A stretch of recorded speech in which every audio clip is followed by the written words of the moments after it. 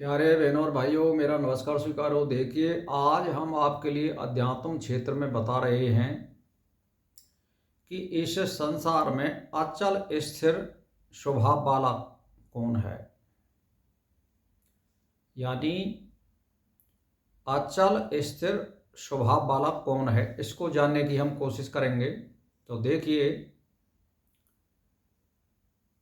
कि पृथ्वी, जल, तेज, वायु, आकाश, यानी पांच तत्व, जिसको आप सूक्ष्म शरीर भी कह सकते हैं, मन, बुद्धि तथा अहंकार, ये जो विभाग है अपरा प्रकृति का है, यानी जड़ विभाग है। ये इसमें ज्ञान नहीं है। और स्वरूप परा प्रकृति यानी चेतन विभाग, जिसमें बुद्धि निहित होती है और चेतन होता है। अपरा प्रकृति परा प्रकृति तक पहुंच ही नहीं सकती, यानी जो जड़ प्रकृति है वो परा प्रकृति तक नहीं पहुंच सकती। यानी चेतन जो विभाग है, ये जड़ प्रकृति वहां तक नहीं पहुंच सकती है। जड़ पदार्थ चेतन तत्व तक कैसे पहुंच सकता है? अंधकार सूर्य तक कैसे पहुंच सकता है? इसीलिए जड़ वस्तु चेतन शरीर में किंचित मात्र कोई विकार उत्पन्न नहीं कर सकती।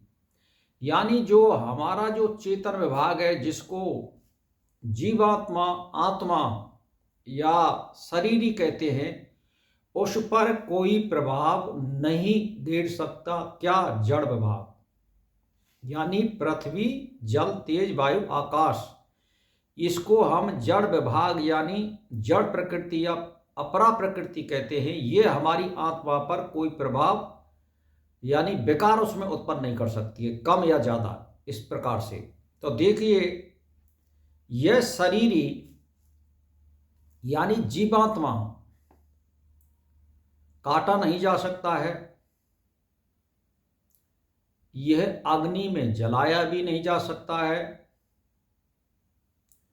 यह गीला भी नहीं किया जा सकता है, यह पानी में भीग नहीं सकता है और इसको सुखाया भी नहीं जा सकता है।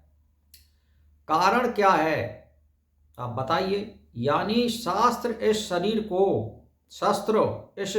को काट नहीं सकते, अग्नि इसको जला नहीं सकती, जल इसको गीला नहीं कर सकता, वायु इसको सुखा नहीं सकती है, यानी जड़ विभाग।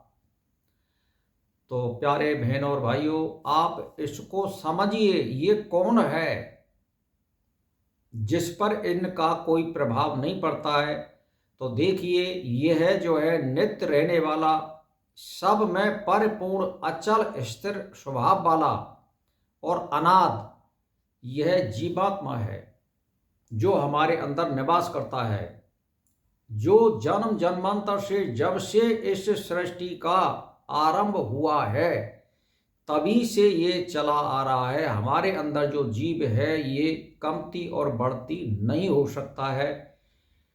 कर्मों के हिसाब से, उत्तम या अशुभ कर्म के हिसाब से आपको योनि बदल सकती है, लेकिन आत्मा नहीं बदलती है।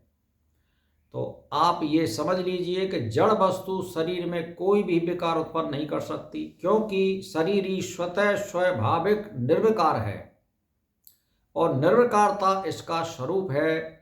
शरीर ही सर्वगत है और शरीरगत नहीं, यानी जो हमारी आत्माएं हैं वो सर्वज्ञ है। शरीर में ही नहीं होती है वो, केवल क्या तुम्हारे अंदर बैठी है तो इसी से इसका कोई लेना देना नहीं होता है, ऐसा नहीं है। जो 84 लाख योनियों में से होकर के आया वह शरीरगत कैसे हो सकता है? जो सर्वगत है वह शरीरगत यानी एक देशीय नहीं हो सकता है, जो शरीरगत है वह सर्वगत नहीं हो सकता है। तो प्यारे बहनों और भाइयों, मैं तो आपसे एक ही बात कहना चाहता हूं प्यारे बहनों और भाइयों, कि इस अपने मालिक, स्वामी, जीवात्मा, परमात्मा को जानिए। इसके बगैर आपका कल्याण नहीं हो सकता है। परमात्मा को जप और तप के द्वारा, शुभ कर्मों के द्वारा ध्यान चिंतन के द्वारा बस यही इसी का उद्देश्य होता है कि हमें इसको परमात्मा से मिलाना है। उसी को हम मुक्ति कहते हैं, उसी को हम परम धाम कहते हैं। अब ज़्यादा कहने की ज़रूरत नहीं है, बस यही में सब कुछ आ गया कि हमें अपने जीवात्मा जो है ये जन्म जन्मांतर से चली आ रही, तो मनुष्य जन्म जब भी आपको मिलता है, मौका मिलता है, तो आप शुभ कर्म करिए, अशुभ कर्म बिल्कुल मत करिए। कुल मिलाकर के ये धन संपत्ति, दौलत, पिता पुत्र स्त्री पति माता और पिता, ये कोई संग जाने वाला नहीं है। केवल आपके कर्म शुभ और अशुभ ये आपके साथ जाते हैं। यहाँ तो मनुष्य केवल भलाई करने के लिए आता है और जुक्ति मुक्ति के लिए आता है, और आप इसमें फंस जाते हो। अब फंस जाते हैं तो फिर बस यह है कि फिर दूसरी योनि में चले जाते हैं, मनुष्य योनि ना मिल करके, और फिर माँ आप भोग योनि हैं, उनको भोगना पड़ेगा। फिर आपको कोई और योनि मिलेगी, फिर कोई और योनि मिलेगी, फिर मनुष्य योनि मिलेगी। तो मनुष्य योनि के मौके को आप गंवा देते हैं तो फिर आपको अन्य योनि में भटकना पड़ेगा। इसीलिए भाई और बहनों, शुभ कर्म करिए, कोई लेना देना नहीं है, और बस ध्यान और चिंतन लगाइए, शुभ कर्म करिए, अशुभ कर्म मत करिए, इसी में सार है। और हमें केवल अपने जीवात्मा आत्मा को परमात्मा से मिलाना है। अब मिलने का अर्थ यह है कि शुभ कर्मों से मिलती है ये ध्यान, धारणा, समाधि, चित्तवृत्ति निरोध, इच्छाओं से रहित हो जाना, इन कर्मों से ये आत्मा स्वतः मिल जाती है। इसको पकड़ के कोई किसी से बंधन नहीं है इस पर, ये कर्मों से मिल जाती है अपने आप। आप शुभ कर्म करिए, बस ये है। तो भाई और बहनों, मेरा इसी के साथ में नमस्कार स्वीकारो।